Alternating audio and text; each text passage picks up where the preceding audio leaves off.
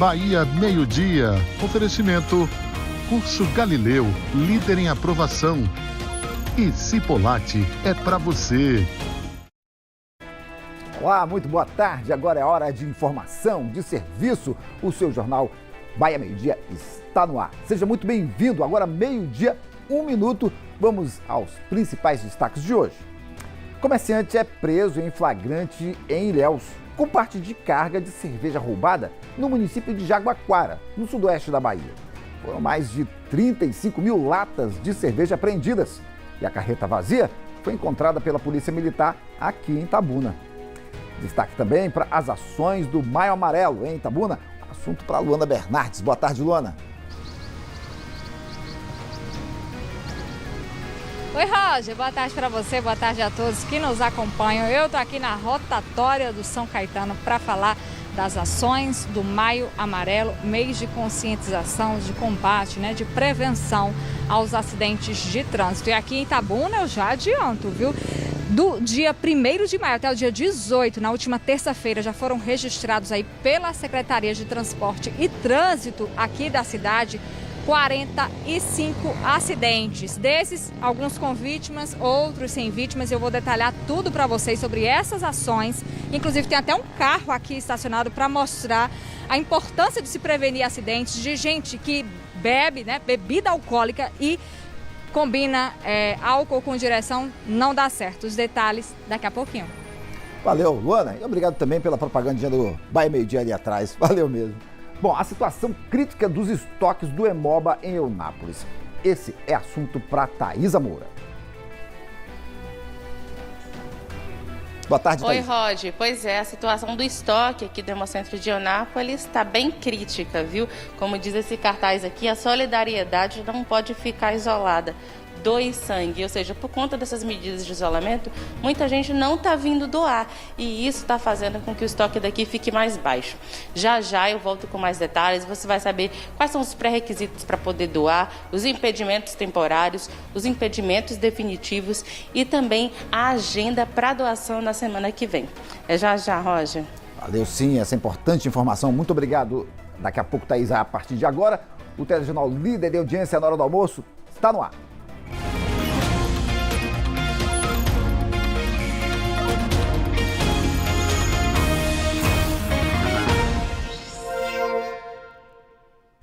Você já deve ter visto a exposição de veículos que passaram por acidentes de trânsito em algumas rotatórias aqui de Itabuna. Imagens que chamam a atenção para os perigos do trânsito. Essa ação faz parte do Maio Amarelo, mês de conscientização para a prevenção de acidentes.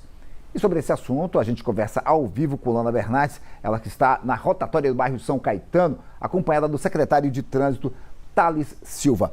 Muito boa tarde, então, para você, para o nosso entrevistado Thales Silva. Luana, a gente tem visto esses veículos aí expostos, mas a gente não imagina a história que está por trás dele. São vidas, são famílias e muitas pessoas precisam se lembrar disso antes de pegar o volante, não é? Exatamente, Roger. Foi o que eu disse agorinha no início do jornal. Muita gente arrisca, na verdade, a própria vida porque por vezes insiste em combinar aquela combinação que não dá certo, que é álcool com direção. E aí o que a Secretaria de Transporte e Trânsito aqui de Itabuna está querendo chamar atenção nesse mês de conscientização e combate aos acidentes de trânsito, a segurança no trânsito, que é o Maio Amarelo, é exatamente sobre isso. Vocês trafegam aqui pela cidade, a gente passa aqui em alguns dos principais pontos e a gente vê vários carros assim batidos em pontos estratégicos, como aqui na rotatória do São Caetano. Esse carro aqui, exatamente com uma colisão frontal. Tem também na Avenida Juraci Magalhães, ali na rotatória, já na saída para a BR-415. Tem também na Avenida J.S. Pinheiro, em frente ao SESC Senat. Esses carros eles foram colocados em pontos estratégicos para chamar a atenção da população sobre o Maio Amarelo. A importância, como eu disse, da prevenção, do combate aos acidentes de trânsito e de manter também a segurança no trânsito. Eu vou conversar agora com o secretário de Transporte e Trânsito aqui de Itabuna, o Thales Silva. Boa tarde, muito obrigada por sua participação aqui com a gente. É isso mesmo, né, secretário? Vocês escolheram as principais vias da cidade para colocar esses carros, né? Justamente, boa tarde Luana, boa tarde Roger, justamente a ideia da secretaria como um todo é tentar, né, junto com toda a equipe nossa de educação para o trânsito, chamar a atenção da população, entendeu? Assim como o próprio mês de maio, ele chama a atenção, né?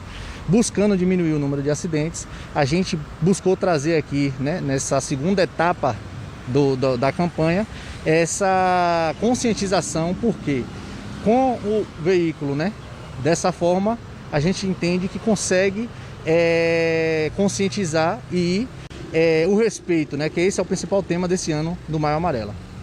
E quais são as principais vias da cidade? São essas em que os carros estão expostos, assim, que tem mais casos de acidentes, registros de acidentes de trânsito? Justamente, as principais vias, infelizmente, são as vias que têm na nossa estatística o número maior de acidentes, né? Não tendo diferente de algumas ligações da cidade também, né, cruzamentos, que também o número de acidentes é intenso. Aqui, por exemplo, na Avenida Princesa Isabel, indo para o São Caetano, onde o Marcos Roberto está mostrando agora, tem muitos casos de acidentes. Agora mesmo horário de pico, todo mundo voltando do trabalho para casa para almoçar e o movimento é intenso, tem que ter atenção. Justamente, na verdade, como a própria tema já diz, né, respeito, e o que a gente encontra aí na nossa cidade é a falta de respeito e também consciência da população. Então, quando você está no volante, vamos buscar respeitar, né? Vamos fazer essa prática, que aí assim a gente evita o número de acidentes. Então, secretário, de acordo, né, com a CETRAN, foi nos passada a informação que foram 45 acidentes de trânsito só esse mês. Do dia 1º até o dia 18 foram contabilizados 45 acidentes, 39 sem vítima e 6 com vítimas. Então, esses acidentes são mais comuns, assim como entre, por exemplo, carro e moto, ou carro com carro, ou tem pedestre envolvido? Não, tem esse balanço pra gente? Normalmente é veículo, carro com carro, entendeu?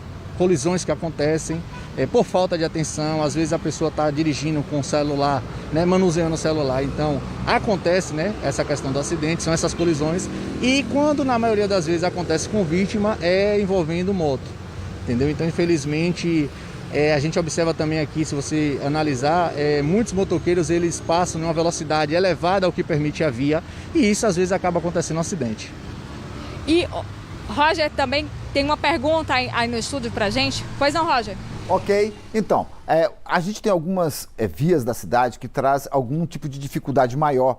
Outras têm facilidades, por exemplo, tem ciclovias, tem ciclofaixas, mas a gente tem visto que ao longo do tempo as pessoas foram perdendo o respeito nessas vias. A gente tem observado que tem muita gente andando com os veículos nas ciclofaixas, nas ciclovias. Nesse Maio Amarelo vai ter algum tipo de campanha educativa para reconscientizar esse motorista, Luana? O que o Roger quer saber, secretário, é sobre as ciclovias, né, ciclofaixas aqui na cidade, que às vezes os motoristas não têm um respeito, né? Sabe que ali é apenas para bicicleta. Então vai ter uma conscientização também a respeito disso para os motoristas? Na verdade já está havendo, entendeu? A gente está buscando aí, como é um momento de pandemia, a gente está buscando fazer isso de forma virtual, né? Essa conscientização. Lembrando também, Roger, que a gente precisa reorganizar a nossa cidade, porque infelizmente, né, por não ter essa questão de um plano de mobilidade, algo que a gente vai dar realmente uma dinâmica diferente, a gente já está buscando fazer através da nossa equipe de engenharia, mas essa conscientização ela acontece de forma diária. Lembrando que, né, de forma mais intensiva no mês do maio, que é o mês de chamar atenção para o número de acidentes, mas a nossa equipe de educação para o trânsito vai continuar isso durante todo o ano, tentando levar essa consciência para a população. Certinho. Ô Roger, eu sei que você tem um outro questionamento a ser feito, que não é sobre o Maio Amarelo, é sobre outro assunto, mas que também é referente ao trânsito. Qual é? Isso, é quente, é dessa semana. A gente sabe que já está aí na mão do prefeito o projeto de lei para ser sancionado, retomando o serviço da Zona Azul. Já existe prazo, já existe data para esse serviço ser retomado na cidade? Tá todo mundo querendo saber, porque tá uma dificuldade de estacionar por aqui, viu Luana? É bem difícil, a pessoa tem que dar várias e várias voltas assim nas principais ruas do centro da cidade para encontrar um estacionamento. Já tem muito tempo aí que o serviço de Zona Azul ele foi extinto aqui na cidade e é um bom assunto sim. Já vou perguntar agora ao secretário de Transporte e Trânsito aqui de Itabuna, Thales Silva. Então, secretário, O projeto de lei, né, do Poder Executivo já foi aprovado quarta-feira passada na Câmara de Vereadores. Esse projeto a gente soube agora que já foi inclusive sancionado. E agora quais são os próximos passos? Quando é que de fato vai ter o retorno da Zona Azul aqui na cidade? Pronto, após a sanção do projeto, né, feita pelo prefeito, esse projeto será encaminhado para o setor de licitação para que a gente possa ter aí um segmento do projeto, entendeu? E ver quem é a empresa que vai fazer essa gestão, né, do estacionamento rotativo. Então, esse processo de licitação, né, para encontrar qual a empresa que vai prestar os serviços da Zona Azul, demora muito tempo ou não? Não, se o projeto acontecer de forma normal, é um projeto que vai andar, né? Porque esse projeto em si é um projeto de forma emergencial, em caráter emergencial, tendo em vista que o nosso comércio hoje ele vem sendo muito afetado da forma que está, entendeu? Até porque, se você observar, o nosso comércio, 7 horas da manhã, antes de abrir o comércio, ele já está todo ocupado por veículos, impossibilitando das pessoas que vai fazer, né, a compra no comércio, estacionar seu veículo e às vezes até perdendo essas vendas. Então, depois que for feita a licitação, foi escolhida essa empresa, no mesmo mês que foi escolhida, a empresa já tem que colocar em prática o serviço de Zona Azul aqui na cidade. Qual é a contrapartida que essa empresa vai oferecer também ao município? Justo. Na verdade, a partir daí que a empresa for realmente, de fato, que ganhou o processo de licitação, né, vai ser feito o levantamento de toda a área que será implantada o estacionamento rotativo, e após esse levantamento será sim já começado de fato efetivar, e também lembrando que haverá, né, isso aí gera emprego, porque haverá contratação de pessoas, de fiscais para fazer a gestão, enfim, é um projeto muito bom para a cidade, é um projeto muito bom para o trânsito, entendeu? E melhor ainda para o comércio. Ok, muito obrigada por sua participação aqui com a gente, secretário de Segurança de Trânsito e Transporte aqui de Itabuna, Thales Silva. Então é isso, foi sancionado o projeto de lei do município para o retorno aí da implantação do serviço da Zona Azul aqui na cidade, mas ainda precisa de uma licitação que deve ser feita, ainda não tem prazo para isso acontecer, mas assim que for feita a licitação, encontrada a empresa que vai prestar o serviço, automaticamente já vai ter o retorno da Zona Azul aqui em Itabuna, e a gente vai acompanhar tudo isso para você. Até daqui a pouco, Roger, com outro assunto. Legal, Luana. Se tem um negócio que não deveria terminar com a gestão de um prefeito, era a Zona Azul. Devia entrar prefeito, sair prefeito, se serviço continuar, porque ninguém aguenta o sufoco que a gente está passando aí no trânsito. Muito obrigado mesmo, Luana. O assunto agora é antecipação do 13º salário para aposentados e pensionistas. As 2 parcelas devem ser pagas até julho. Sobre esse assunto, eu converso agora com a educadora previdenciária da Gerência Executiva do INSS aqui em Itabuna, Noélia Damasceno. Noélia, boa tarde e muito obrigado por aceitar o nosso convite aqui no Bahia Meio-Dia.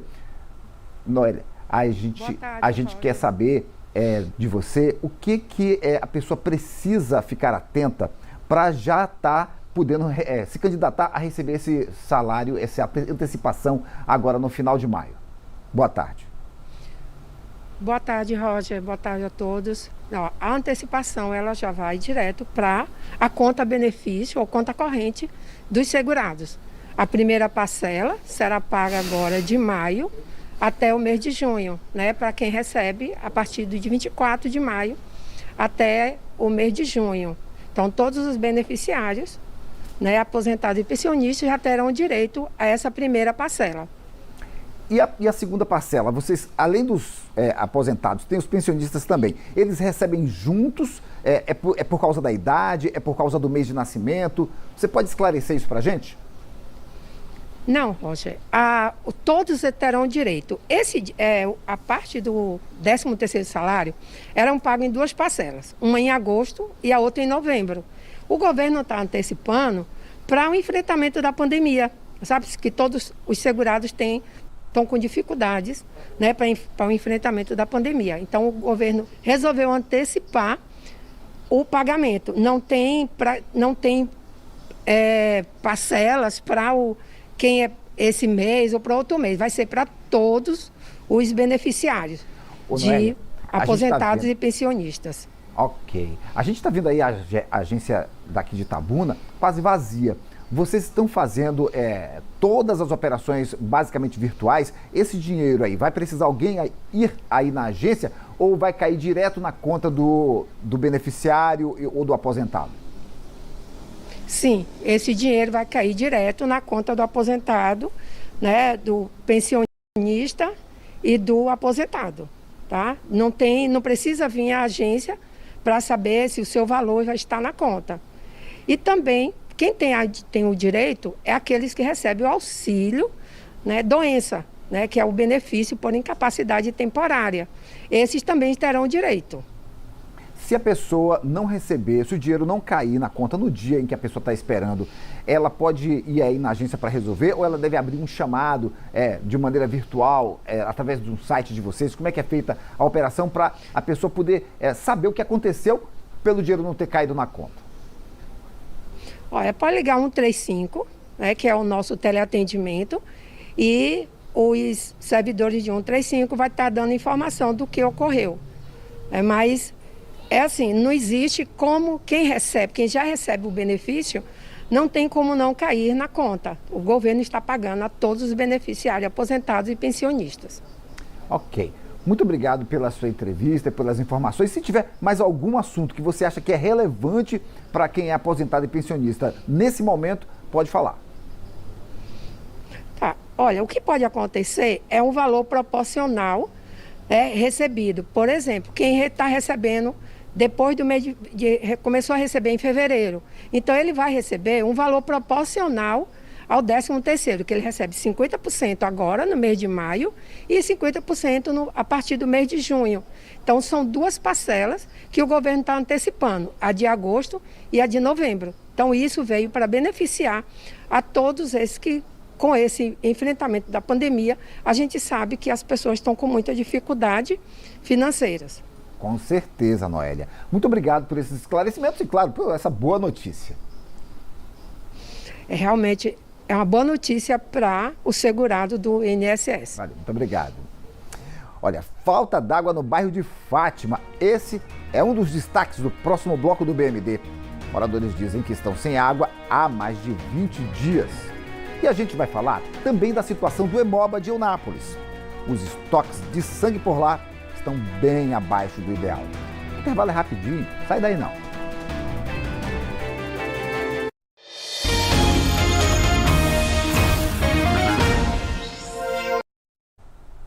Foi enterrado hoje de manhã no cemitério Campo Santo, aqui em Itabuna, o corpo do subtenente do Corpo de Bombeiros, João Luiz Lopes dos Santos, de 49 anos. Ele morreu ontem, vítima de Covid-19. Estava internado há 13 dias no Hospital Calixto Midlas Filho. O subtenente Lopes chegou a ser entubado na UTI, mas não resistiu às complicações da doença. Ele estava na corporação há mais de 28 anos. Essas são imagens do cortejo feito por colegas de farda, por amigos. A gente está vendo aí passando a guarnição do Corpo de Bombeiros com o caixão com o subtenente, que foi direto para o Campo Santo. Ele era casado e tinha 2 filhos.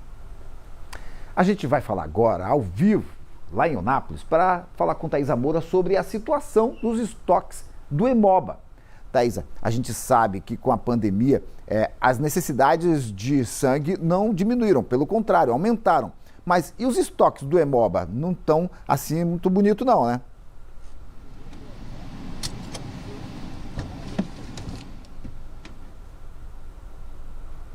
Isso que tem acontecido. Por conta da pandemia, aumentou a necessidade de bolsas de sangue, né? Porque além das pessoas que estão internadas em UTI, as cirurgias eletivas continuam sendo feitas, mas diminuiu a quantidade de doadores, porque não está mais tendo aquelas campanhas externas que o Hemoba fazia, e os doadores também estão deixando de vir aqui por medo de se contaminar.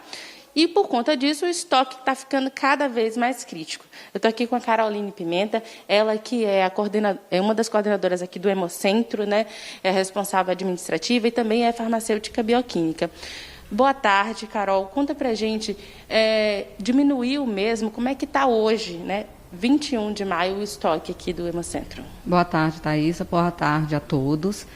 Realmente estamos com um estoque numa demanda crítica, né? Nós temos o nosso controle de estoque, a gente tem a nossa reserva, só que hoje encontra-se abaixo do crítico, uma situação bem grave, e a gente precisa da ajuda e da solidariedade de todos os doadores aqui da região, né, região de saúde de Porto Seguro, para nos procurar e fazer a sua doação de sangue. Chegou a faltar em algum momento? Na verdade, como a gente trabalha com uma planilha de controle de estoque, hoje a gente encontra, né, e com estoque crítico abaixo, né, do normal. Então, por exemplo, essas prioridades a gente vai estar liberando para as urgências e emergências. E para o caso das cirurgias eletivas, que são cirurgias que podem aguardar um pouco mais a serem realizadas, acabam sendo suspensas, né, devido a esse baixo estoque de bolsa de sangue. Quem é que pode doar? Qualquer pessoa pode nos procurar, né, homens e mulheres, né, a partir dos 16 e 17 anos, tem que vir acompanhado do responsável legal e assinar o termo de consentimento, e de 18 a 69 anos para quem já é doador. Quem nunca doou, que vai doar pela primeira vez, tem que estar no máximo com 60 anos. Quais são os impedimentos temporários e definitivos? Como nós estamos nesse período agora da pandemia, né, e com o surgimento da vacina, a gente tem alguns impedimentos. Quem tomou a vacina Coronavac tem que aguardar 48 horas para realizar a sua doação de sangue. Quem tomou a AstraZeneca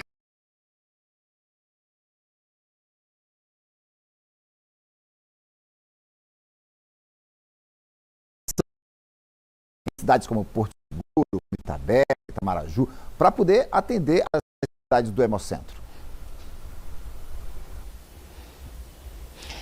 Carol Roger está perguntando como é que estão essas campanhas externas, né, que vocês faziam em outros municípios. Isso, devido a esse período da pandemia, as campanhas externas foram suspensas, porque nós teríamos que deslocar daqui do município de Eunápolis para outros municípios como Porto Seguro, Cabralha, Itabela, né?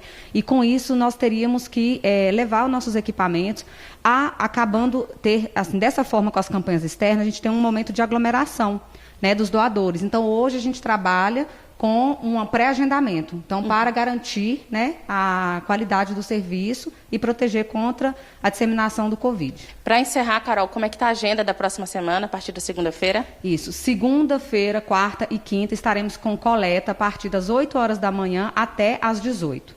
É só ligar no telefone 3261-1845 e fazer o seu pré-agendamento. Muito obrigada pelas suas informações. A gente lembra, Roger, que o Hemocentro aqui de Eunápolis, que atende toda a região, fica na Avenida Brilhante, aqui às margens da BR-367. E com você no estúdio. Thaís, aí uma boa dica para quem quer doar é que, ao doar, a pessoa também faz um controle da própria saúde, porque a cada momento que ela vai doar, é feita uma investigação da saúde desse doador e ele acaba podendo controlar também suas condições clínicas, suas condições de saúde. É uma boa dica, né? Valeu, muito obrigado. Gente, moradores do bairro de Fátima, aqui em Itabuna, estão reclamando da falta d'água. Segundo eles, o abastecimento está interrompido há quase um mês. Luana Bernardes e Marcos Roberto estiveram lá. A equipe não pôde entrar na casa das pessoas por causa da pandemia, por causa da Covid-19, mas conversou com os moradores. Vamos ver na reportagem. Nós estamos na rua Monte Alto, no bairro de Fátima. De acordo com os moradores, a situação deles é precária, porque há mais de 20 dias estão sem água nas torneiras. E o problema não só é aqui nessa rua, mas também nas travessas. Agora eu estou indo aqui para a segunda travessa Monte Alto. Os moradores passam pela mesma situação. Eu vou conversar aqui com os moradores para entender a realidade deles. Dona Marta, a senhora mora aqui nesse prédio. E aí enfrenta essa dificuldade de falta de água já há mais de 20 dias nessa situação. Está fazendo como? Olha, a gente liga para a Imasa. Eu perguntei à moça se a Imasa poderia disponibilizar um caminhão. Disse que a gente tem que pagar, que o caminhão custaria 2.000. Então, como é que a gente já está pagando um aluguel, paga água e ter que pagar um recibo. E agora ter que pagar um caminhão para servir a gente, coisas que é obrigação dele. E outra coisa, a água ficou sem cair, tem mais de 20 dias, não deram uma satisfação para a gente. Vou continuar a conversar aqui com esses moradores da segunda travessa Monte Alto, aqui no bairro de Fátima. Vou conversar agora com a Alice. Alice, você não mora nesse prédio, mas mora vizinho ao prédio e enfrenta a mesma situação. A mesma situação. E não tem justificativa, não estamos vivendo um período de seca na região, né? É uma falta de programação mesmo e é uma falta de atenção com o consumidor, porque a nossa conta vai chegar, mas infelizmente a gente não tem água, né? Então, assim, a gente já ligou várias vezes. Isso aqui é um movimento porque vários moradores da rua ligaram e a gente não tem essa resposta, a gente precisa resolver isso. E outra coisa, a programação já acabou de cair. O que caiu não é suficiente para subir. Hoje não tem mais água na sua casa? Tem água, tem que comprar água para beber, para cozinhar, para as outras coisas. Entendeu? É um absurdo isso. E aí, na casa do senhor, tem água hoje? Não, olha só, ela vinha caindo 2 vezes por semana, na terça e no sábado. Ontem caiu por volta de 2 horas e suspendeu o abastecimento. Não, hoje mesmo já parou de cair água, hoje pela manhã. A gente já está sem água para subir para o tanque. Porque Vai fazer como?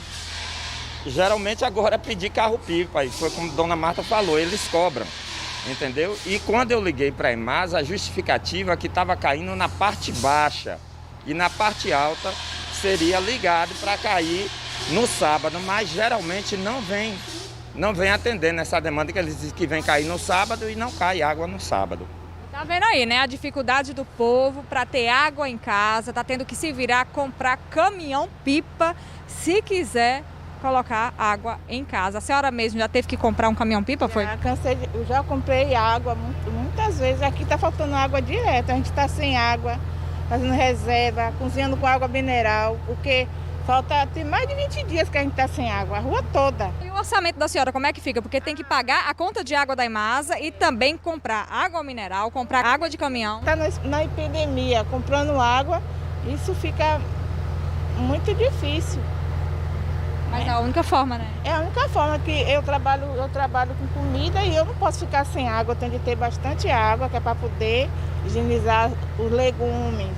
Tudo lá, limpar a casa. Acabou de chegar aqui a equipe da Imasa para consertar um vazamento na encanação geral aqui da rua Monte Alto.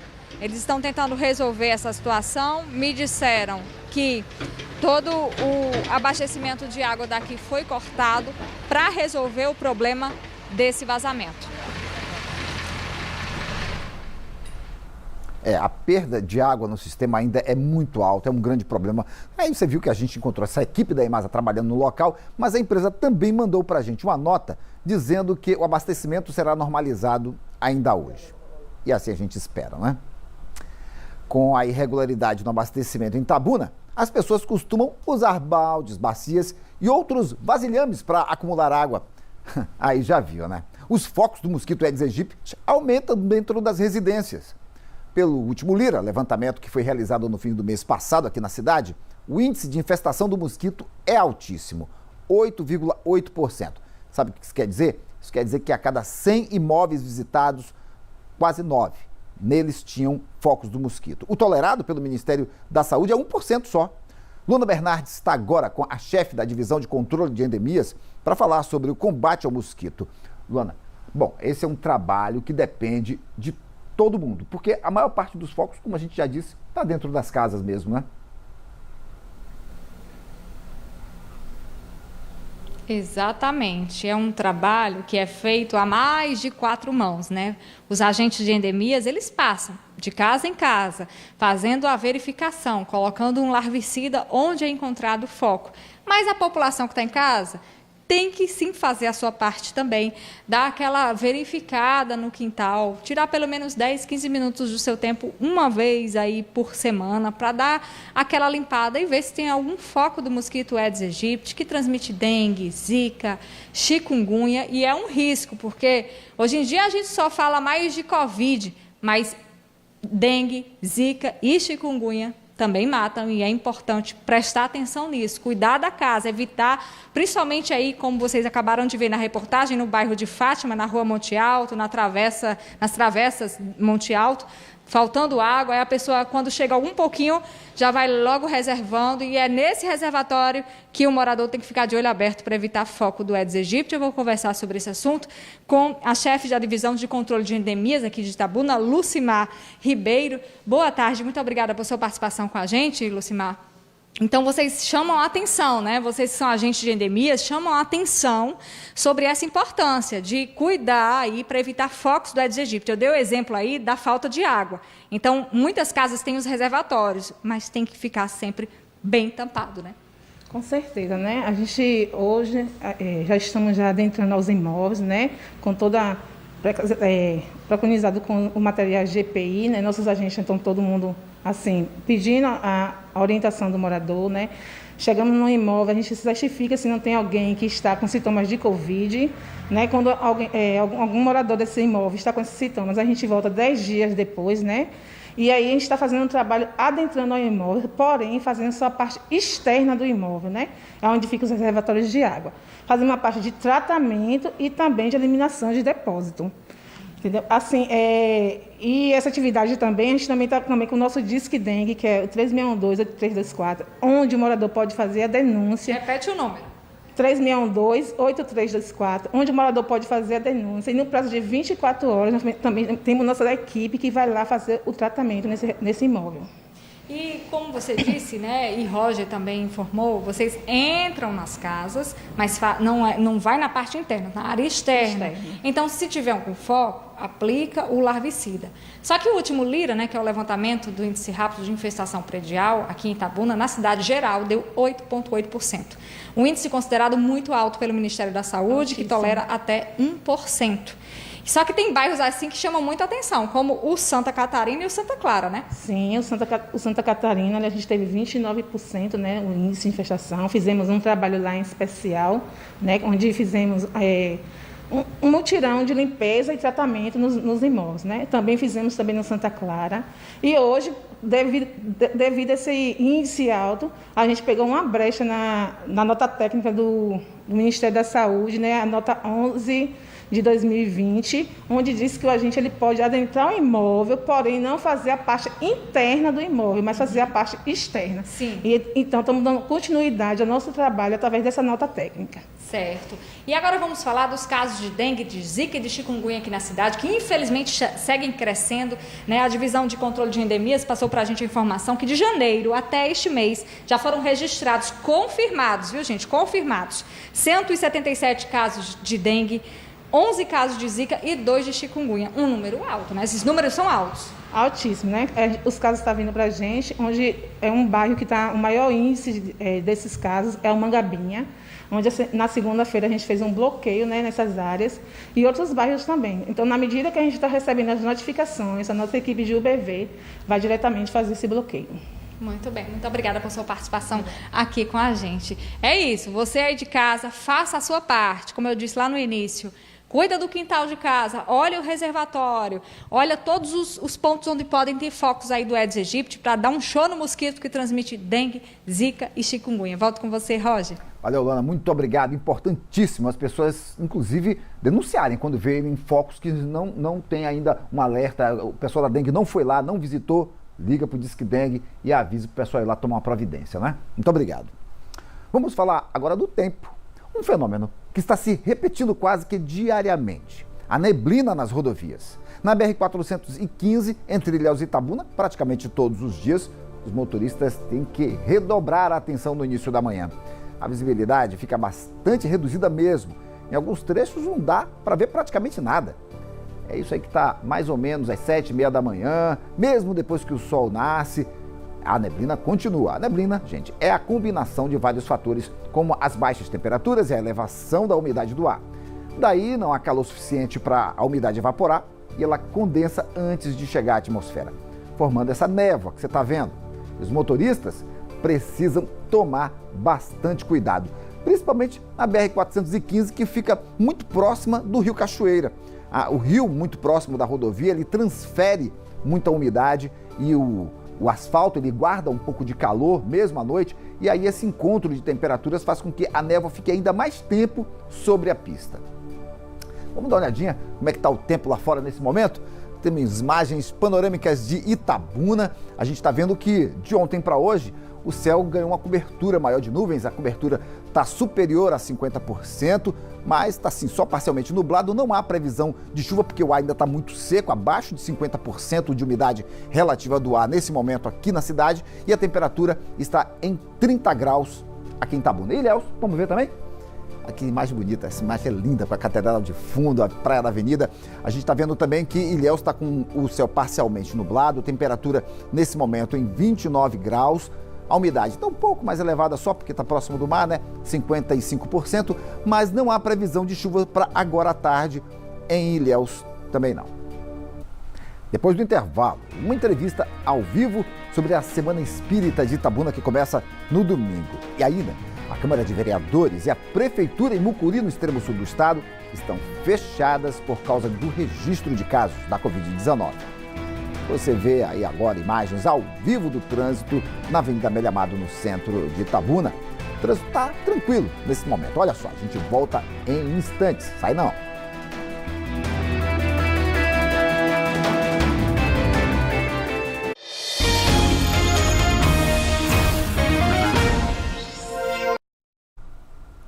Um comerciante que foi preso em flagrante no bairro Malhado, em Ilhéus, com parte de uma carga de cerveja roubada, passou hoje de manhã por uma audiência de custódia. A carga tinha sido roubada no município de Jaguaquara, no sudoeste da Bahia. Isabela Freitas tem as informações. De acordo com informações da polícia, a carga foi tomada por assalto na BR-116, no município de Jaguaquara. A polícia conseguiu identificar, com a ajuda da PRF, que o líder da quadrilha é residente de Vitória da Conquista, mas ele ainda não foi localizado. Em Ilhéus, junto com o comerciante, a polícia conseguiu recuperar 35 mil latas de cerveja. O caminhão foi localizado pela Polícia Militar na cidade de Itabuna. O comerciante pode responder por receptação qualificada. A polícia segue na região fazendo buscas para tentar localizar as pessoas identificadas que fazem parte dessa quadrilha.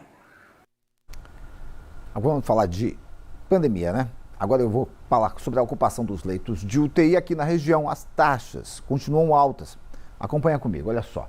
Em Itabuna, dos 49 leitos de UTI, 42 estão ocupados. 7 disponíveis, 85% é a taxa de ocupação. Em Ilhéus, 81 leitos, 57 ocupados, 24 disponíveis, ocupação em 70%. Vamos lá para o extremo sul agora. Em Eunápolis, dos 20 leitos, 19 seguem ocupados, 1 apenas disponíveis, 95% é a taxa de ocupação. Em Porto Seguro, dos 20 leitos, 17 ocupados, 3 vagos, 85%. E Teixeira de Freitas está desse jeito desde o meio da semana, né? 15 leitos de UTI, todos ocupados, 100% de ocupação. Lembrando que cidades como Ilhéus, os leitos lá em Ilhéus servem a várias cidades da região porque são regulados pela CESAB.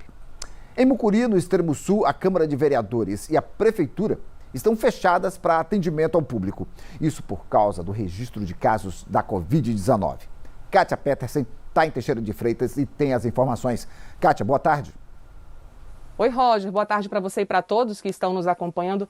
Olha, essa situação começou porque pelo menos 4 vereadores testaram positivo desde o final de abril.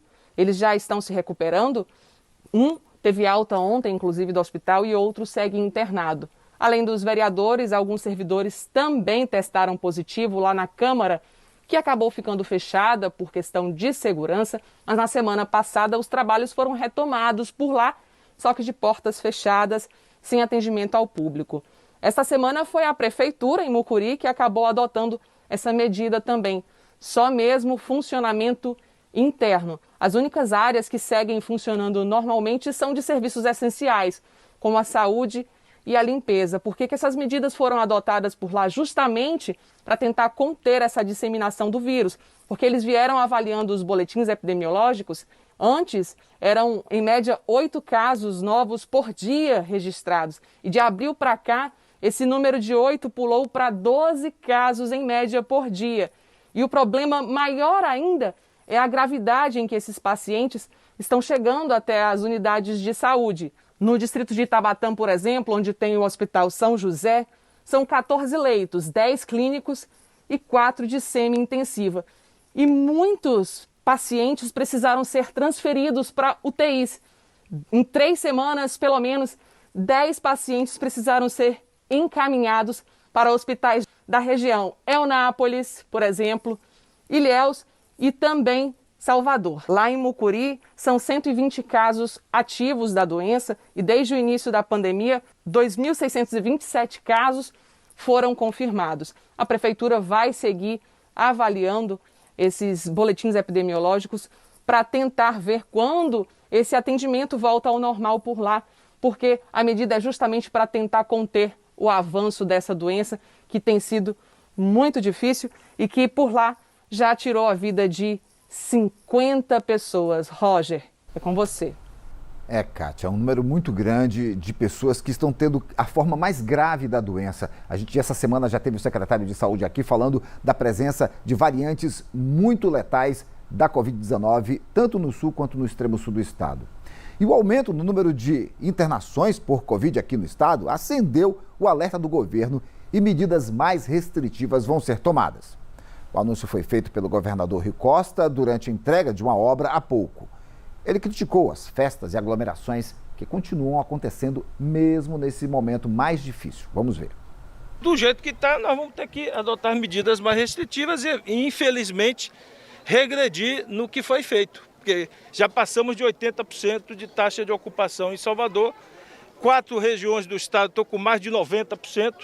E nós podemos sim, eu quero dizer isso olhando para você que está em casa, podemos nas próximas semanas novamente não ter leito de UTI suficiente para oferecer à população. Eu vou conversar hoje com os prefeitos. Ontem eu fiz até 10 horas da noite uma reunião com todos os prefeitos de todas as 3 regiões de saúde do Oeste. Hoje eu pretendo me reunir com da região metropolitana e até amanhã também com o extremo sul para propor aos prefeitos. Eu tenho adotado desde o primeiro dia da pandemia ano passado uma posição de só fazer as medidas quando elas estão alinhadas com o município. E eu vou conversar com os prefeitos, havendo sintonia nas medidas a serem adotadas, nós anunciaremos hoje ou amanhã.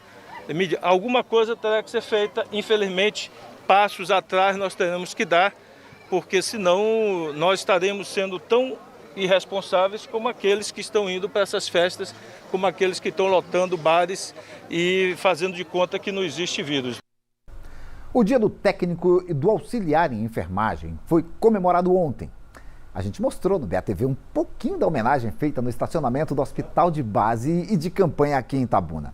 Agora você vai ver a reportagem completa. Foi muita emoção na apresentação da orquestra Opus Music. Uma tarde bem diferente. A rotina dos técnicos e auxiliares de enfermagem é corrida. Eles cuidam e dão assistência a pessoas que buscam atendimento nas unidades de saúde. E no dia dedicado a esses profissionais, eles receberam um carinho especial. Foram surpreendidos pela orquestra Opus Music de Itabuna, no estacionamento do Hospital de Base Luiz Eduardo Magalhães.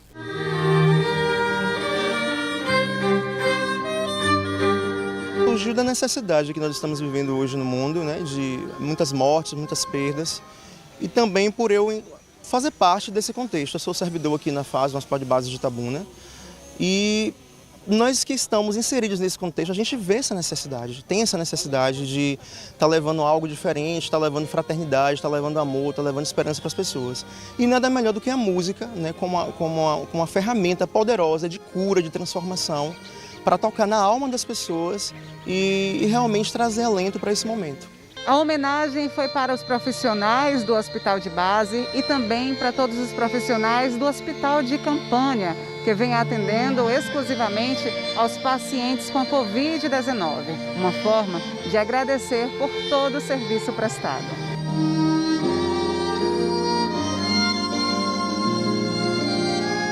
Alegrando nossa tarde, está sendo um momento diferenciado porque não é algo que acontece constantemente e como hoje é o nosso dia, nada mais, né, que ouvir uma boa música. Dona Maria Cristina trabalha há 22 anos como técnica de enfermagem no Hospital de Base. Ela ficou muito agradecida. É uma emoção e uma alegria muito grande, porque nesses 22 anos é a primeira vez que nós temos uma homenagem linda desse jeito. Nem todos os profissionais que estavam de plantão puderam deixar o serviço para participar da homenagem. Mas quem estava no intervalo ou conseguiu um tempinho pôde desfrutar de uma tarde especial. A apresentação da orquestra trouxe momentos de paz, alento e, é claro, muita emoção. Uma emoção muito grande, porque eu perdi minha mãe e ela gostava muito de Roberto Carlos. E eu não aguento quando toca.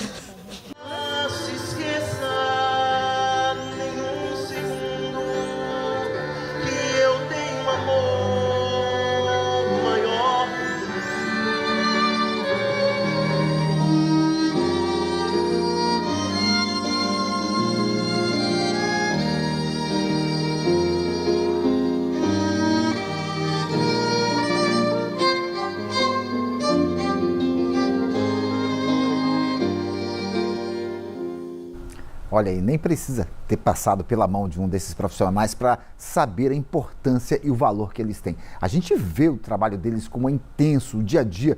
Eles sacrificam até os momentos em família para poder cuidar das pessoas, porque esse é o sentido do trabalho do enfermeiro e do técnico de enfermagem, é o cuidado. Olha, gente, domingo começa a 51ª Semana Espírita aqui em Itabuna. Por causa da pandemia, o evento vai ser virtual. Sobre o assunto, vamos conversar com a coordenadora do evento, Ana Lopes. Tudo bom, Ana? Muito boa tarde, seja bem-vinda ao Bahia Meio Dia. Ana, a gente tem falado tanto aqui de pandemia, de mortes e mortes em uma quantidade assim que jamais vimos igual. Só em tempos de guerra, e não é o nosso caso aqui no Brasil. Vocês trazem esse tema e a vida continua assim como um alento para as pessoas? Boa tarde. Boa tarde, Roger. Esse tema e a vida continua, é interessante nós escolhemos o tema de um ano para o outro. E vem assim num momento bastante delicado, né? Num momento bastante sofrido de toda a humanidade. Ele serve, sim, como um alento para todos nós, como uma chama de esperança, como um sopro renovador. Bom, nessa situação de pandemia, eu que já, inclusive, cobri outras semanas espíritas, sim. A gente sabe que é um evento que vocês movimentam bastante, tem lá o centro de vocês aqui em Itabuna, né, no bairro... O ICEI. O ICEI, pois é, mas dessa vez não vai dar para ser desse jeito. Como é que vocês vão realizar as palestras, as atividades dessa Semana Espírita? Pois é, as palestras serão virtuais, através do canal do ICEI no YouTube, a partir das 19h30, né, começando no dia 23, e nós temos convidados de vários lugares. Temos convidados daqui de Itabuna, temos convidados do Rio Grande do Norte, de Salvador, temos um convidado que, embora ele seja baiano, mas ele está em Portugal, está em Coimbra, e vai falar diretamente de lá para a gente. Então, nós estamos unidos pelas redes sociais. Vocês trazem esse tema e a vida continua como um tema geral. Mas que subtemas você poderia destacar e que serão debatidos, serão detalhados ao longo dos dias desse encontro? Olha, nós temos 7 subtemas, né, para serem discutidos. Aliás, 6, porque no último dia a gente culmina com o tema central, né, fazendo o grande fechamento. E nós vamos conversar sobre as nossas escolhas da vida, sobre essa necessidade que nós temos de bem viver para bem morrer. Né? Estamos nesse momento delicado da humanidade. Vamos conversar sobre mediunidade, buscando quebrar alguns paradigmas, alguns preconceitos sobre a mediunidade, que é um elemento que deve ser... Espaço para criança, sim, nós temos a nossa semaninha, que já vai estar na 20ª edição, e as crianças vão entrar também no mundo virtual, nesse sistema online, através de um aplicativo específico para eles. Que legal. Qual o horário das palestras? As palestras têm início às 19h30. Que legal, que bom. Olha, a gente deseja assim que vocês tenham um evento bastante movimentado, mesmo sendo pelas redes, que o calor também seja transmitido entre vocês, o calor será. E que a gente vai estar aqui sempre à disposição. Muito obrigado pela sua participação aqui no Bahia Meio Dia. Obrigada, Ana. Também. Lembrando que temos os jovens também, tá? Tá legal, tá todo mundo convidado. Valeu. Todo mundo convidado. Ótimo. Olha, gente, antes de encerrar, tem esporte aqui no BMD. A canoísta Valdenice Conceição disputou hoje na Rússia uma vaga nas Olimpíadas de Tóquio. Ela é de Itacaré, mas rema por Maraú. Valdenice disputou a prova C1 200 metros e precisava ficar em primeiro lugar, mas só conseguiu a 3ª colocação. Portanto, não ficou com a vaga olímpica, mas garantiu uma vaga na semifinal da 2ª etapa da Copa do Mundo de Canoagem e que também está sendo realizada na Rússia. Na verdade, são os 2 eventos em um. Os 2 eventos estão combinados. Parabéns aí para Valdenice. Lembrando que na semana passada nós tivemos já uma medalha de prata do Isaquias Queiroz lá na Hungria. Gente, muito obrigado pela sua companhia. O BMD fica por aqui, mas a nossa programação segue com Globo Esporte Bahia. Mais notícias da sua região à noite no BATV. A gente se vê amanhã no Bahia Meio Dia.